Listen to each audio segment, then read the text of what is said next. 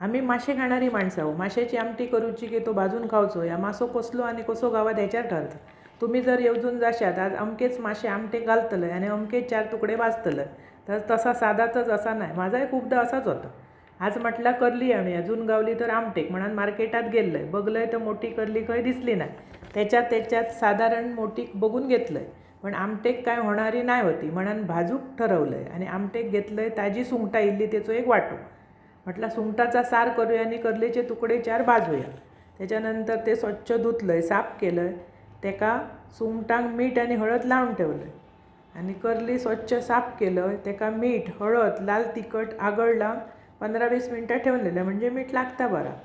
नंतर सुंगटाचे आमटेक वाटप काढले. खोबरा हळद लाल तिखट चिंच धणे लसणीचे 2 पाकळ्यो अर्धो कांदो आणि मीठ घालून बारीक वाटून घेतलं. एक पातेला घेतलं त्याच्यात घातलं तेल फोडणीक घातलं कांदो वरसून घातलं सुंगटाच्या आमटेक जरा कांदो जास्त घालायचा म्हणजे चव अप्रतिम लागतं. अशी करून बघा.